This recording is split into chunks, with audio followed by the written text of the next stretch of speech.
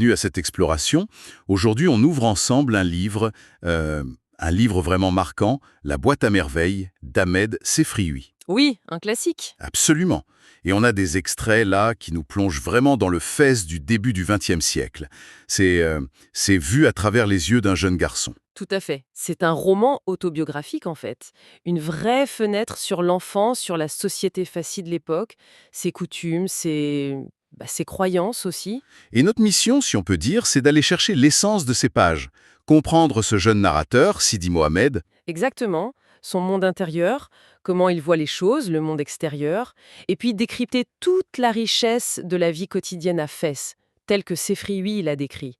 On va chercher les pépites, quoi, les détails qui donnent vie à tout ça. Même, hein, ma solitude ne date pas d'hier. C'est très fort. Et cette image du piège à moineaux, qu'il installe en espérant attraper un oiseau, un compagnon qui ne vient jamais, c'est assez... Poignant, oui.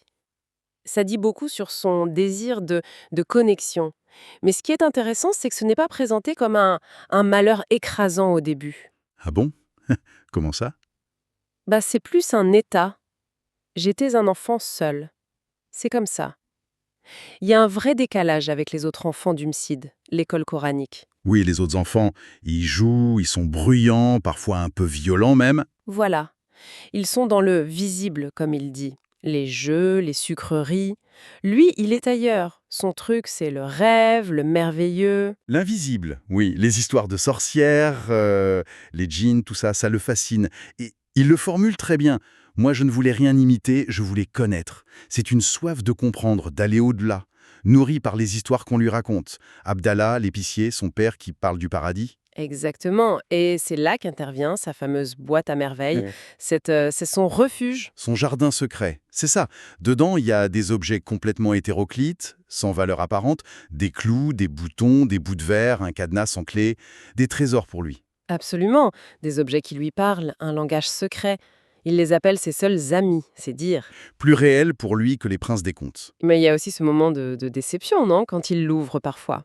Oui, tout à fait. La magie qu'il y met, elle s'envole un peu au contact de la réalité brute des objets. C'est le paradoxe. Jusqu'à ce que Rama, la voisine, lui donne ce cabochon de verre. Voilà. Un objet donné qui prend une valeur spéciale, ça relance tout le potentiel merveilleux de la boîte. C'est vraiment le cœur de son monde intérieur, cette boîte. Et ce monde intérieur, il est en dialogue constant avec son environnement direct. Il habite Darchouafa, La maison de la voyante, rien que le nom, ça plante le décor, hein. carrément.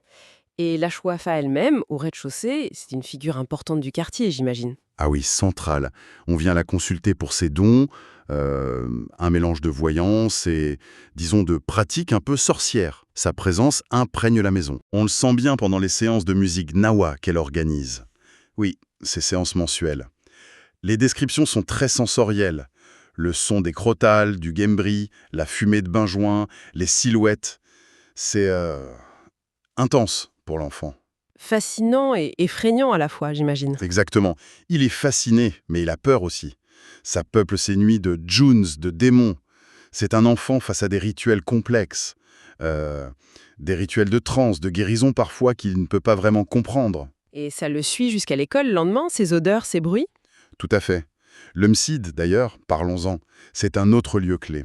Pas forcément plus rassurant. Non, avec le fki, le maître, sévère décrit avec des yeux qui lançaient constamment des flammes de colère. Oui, l'apprentissage par cœur, la répétition des versets, les vociférations, et le fameux mardi, le jour redouté des récitations et des coups de baguette. Mais il y a des moments plus luxueux quand même, hein. Heureusement, oui. La préparation de la choura, par exemple, c'est la fête. Ou même le nettoyage hebdomadaire de l'école, où il y a une sorte de camaraderie un peu agitée, des chamailleries. Ces moments de relâchement sont importants, comme le hammam est important, mais dans un autre registre. Ah, le bain mort. Expérience sensorielle totale, mais radicalement différente. La chaleur, la vapeur, la foule de femmes nues, le bruit, l'eau bouillante. Pour lui, c'est l'enfer. Il utilise ce mot, oui. Et il se sent plus seul que jamais. C'est fou, au milieu de tout ce monde. Oui, ça tranche avec les autres enfants qui ont l'air plus à l'aise. Mais au-delà de son vécu à lui, on voit bien le rôle social du hammam. C'est un lieu de purification, bien sûr, mais aussi Un lieu de sociabilité féminine intense. On papote, les nouvelles circulent, les potins aussi, et parfois ça explose en disputes mémorables. Que sa mère, Lala Zoubida, raconte ensuite avec talent, apparemment. Ah oui, elle excelle à mimer les scènes, c'est tout un spectacle. Cette vie communautaire, on la retrouve aussi à Darshwafa, bien sûr. Les relations de voisinage. Les salutations du matin entre la mère et Fatma Bzouya, c'est presque un rituel. Un rituel, oui. Mais ça n'empêche pas les éclats. La dispute pour la lessive entre Lala Zubida et Rama, c'est assez épique. Mais elles se réconcilient. Il y a de l'entraide aussi, hein. Absolument, quand Fatma partage ses beignets ou surtout quand Zineb, la fille de Rama, disparaît. Là, toute la maison est mobilisée. Les pleurs sont collectifs, on fait un repas pour les pauvres, il y a une vraie solidarité dans l'épreuve. Et une sacrée curiosité aussi. On a l'impression que tout se sait. Ah bah oui, dans cette promiscuité, l'intimité est limitée, quoi. Ça crée du lien, mais aussi beaucoup de commérage. Et les femmes sont au cœur de tout ça. Lala Zoubida, la mère, personnage haut en couleur, fière, émotive. Très émotive, oui. Elle passe du rire aux larmes. Et une conteuse de potins hors pair. Ses relations avec les voisines, Rama, Fatma Bzouya, ça bouge tout le temps. Et il y a l'amie, Lala Aïcha. Figure plus tragique peut-être. Oui, Lala Aïcha. C'est une shérifa, une descendante du prophète, mais un peu déchue à cause des problèmes de son mari, Moulay Larbi. Elle garde une grande dignité malgré tout. C'est un personnage fort. Sans oublier la Chouafa, Lala Kanza. Figure de pouvoir et de mystère. Tout à fait. Et au milieu de ces figures, il y a des événements qui marquent les esprits, même s'ils semblent petits, comme l'arrivée de la lampe à pétrole. Ah oui. Hmm. D'abord chez la voisine, Fatma. Ouais. Ça crée l'envie. Et Lala Zoubida qui manœuvre pour convaincre son mari d'en acheter une. C'est raconté avec humour. Et quand ils ont enfin leur lampe, c'est la joie, un symbole de modernité, de statut. Ça change l'ambiance de la maison le soir. Complètement. Et le père, Maël Abdeslem, parlons-en, moins bavard que sa femme. Oui, plus silencieux, observateur.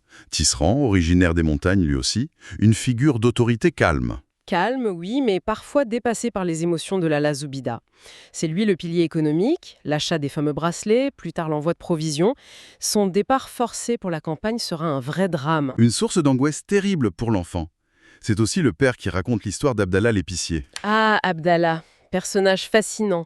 Son épicerie est presque vide, mais lui c'est un conteur infini d'histoires bizarres, un peu hors du monde. Sage ou sorcier, on ne sait pas trop. Voilà, cette ambiguïté le rend captivant, surtout pour Sidi Mohamed qui veut connaître. Cette quête de sens, elle passe aussi beaucoup par les rites, les croyances. La visite à Sidi Ali Bougaleb, par exemple. Oui, pour soigner l'enfant, sur conseil de Lalla Aïcha, ça nous donne une description très vivante de ces lieux saints, les zaouïas.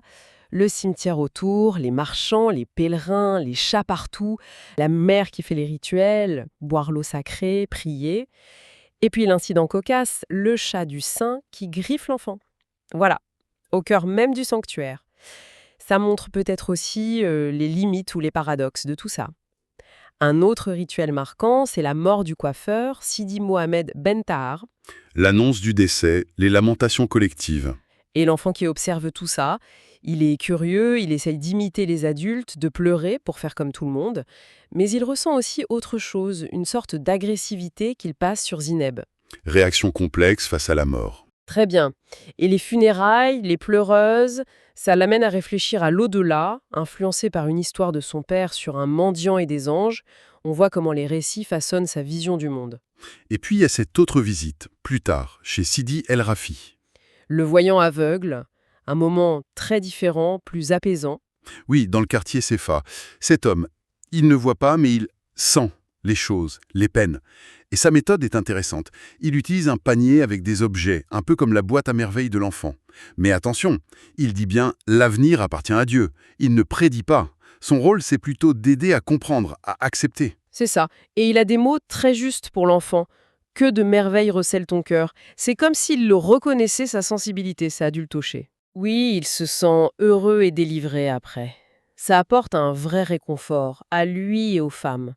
C'est une spiritualité plus intime, peut-être. Et à côté de ça, il y a les grandes fêtes collectives, comme l'Ashura. Ah, l'Ashura. Ouais. Grosse ambiance. Les préparatifs homicides déjà. On nettoie tout, on décore, on collecte l'huile pour les lampes. C'est la fête avant la fête. Et en ville aussi, j'imagine. On achète les habits neufs, Oui. le fameux gilet rouge de Sidi Mohamed, Et les jouets, tambourins, trompettes, ça fait du bruit. même la visite chez le coiffeur. Si Abderrahman, ça fait partie du rituel. Pour la coupe, mais aussi pour la petite saignée. Pratique courante, oui. Et surtout pour prendre des nouvelles. C'est là qu'on discute des affaires de Moulay Larbi, par exemple. Et la nuit de fête homicide, tout illuminé. L'enfant se sent membre d'une congrégation de jeunes seigneurs. Un moment magique, une vraie communion collective. Ça contraste fort avec sa solitude habituelle. Mais le livre n'est pas que joie et merveilleux. Il y a des crises profondes aussi. L'affaire Moulay Larbi, justement. Oui, c'est un fil rouge douloureux. Sa dispute avec son associé Abdelkader, qui l'aurait roulé. Ça entraîne la ruine, le procès. Et ça affecte beaucoup Lala Aïcha, bien sûr. Terriblement. Et son remariage arrangé avec la jeune fille du coiffeur, c'est un autre désastre. Humiliation, chagrin, ça finit en divorce. Ça montre bien la précarité, la dureté des relations sociales aussi, le jugement des autres. Absolument. Le rôle des intermédiaires, comme Salama, la marieuse, et la dignité de Lala Aïcha là-dedans est remarquable.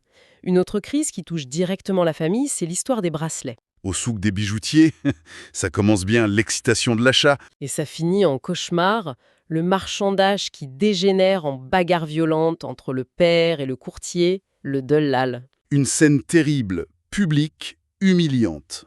Tellement que les bracelets, une fois achetés, deviennent des bijoux de mauvais augure. Et le pire arrive juste après. La perte du capital. Voilà. Dans la bousculade, le père perd tout l'argent qu'il avait pour relancer son affaire. C'est la catastrophe. La ruine totale. La mère est désespérée. Complètement. Le père, lui, reste assez stoïque, mais prend une décision radicale. Partir travailler à la campagne comme moissonneur, loin de Fès, loin de sa famille. Décision terrible. Ça illustre brutalement la précarité, l'incertitude. Et pour Sidi Mohamed, c'est un choc immense. L'absence du père, le silence à la maison, son angoisse grandit. Sa boïte devient plus que jamais essentielle. C'est vrai qu'en relisant ces passages, on est vraiment immergé. C'est Fès, mais c'est surtout le regard d'un enfant sur ce monde. Oui, une immersion sensorielle, émotionnelle. Et ce qui est frappant, c'est cette coexistence constante du concret, les disputes, l'école, l'argent, et de l'invisible, les seins, les jeans, les croyances. La solitude de l'enfant est là tout le temps. Elle est là, mais son imagination, symbolisée par la boîte, c'est sa défense, sa façon de créer du sens, de tenir bon. Et c'est fou, comme son regard transforme des objets banals en trésors. Ce n'est pas juste une collection de trucs. Non, c'est bien plus. On pourrait voir la boîte comme une métaphore de la mémoire, en fait. Une façon de garder des fragments de vie, des éclats de sens, face à un monde adulte souvent difficile à comprendre. Une métaphore de la mémoire. C'est une belle idée. Et ça ouvre une réflexion, peut-être. Peut-être, oui. Est-ce que, au fond, on n'a pas tous notre propre boîte à merveilles intérieure? Un endroit où l'on garde nos trésors à nous. Des souvenirs, des sensations, des idées qui nous aident à avancer, à trouver du réconfort quand c'est dur. Qu'est-ce qu'on mettrait dans notre boîte, nous? Voilà, une petite pensée à méditer. Sur cette pensée, notre exploration s'arrête pour aujourd'hui. Merci d'avoir partagé ce moment avec nous.